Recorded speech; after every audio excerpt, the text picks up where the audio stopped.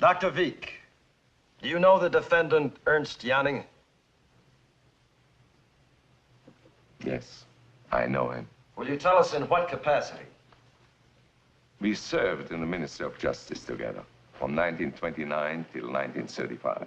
Did you know him before that? Yes. He was a law student of mine. Did you know him well? Yes. Was he a protege of yours? Yes. Why? He was always a man of great intelligence. He was a man born with the qualities of a great legal mind.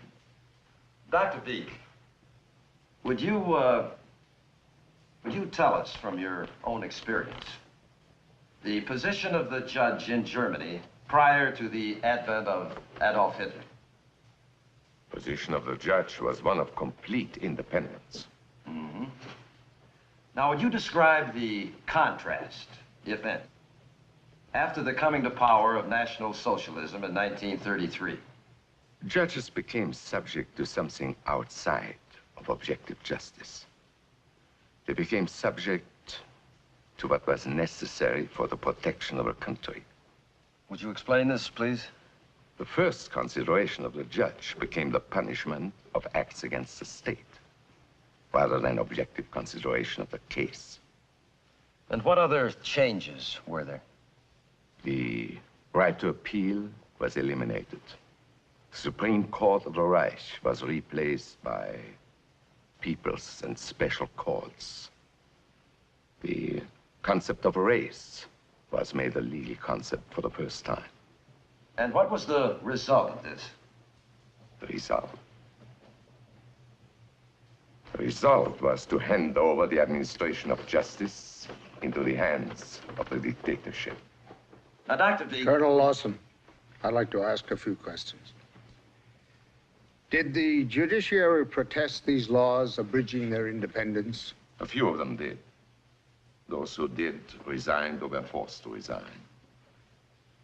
Others adapted themselves to the new situation. Do you think the judiciary was aware of the consequences to come? At first, perhaps not. Later, it became clear to anyone with eyes and ears. Thank you. Now, would you please describe for us the changes in criminal law? It was characterized by an ever-increasing inflation of the death penalty. Sentences were passed against defendants just because they were Poles or Jews or politically undesirable.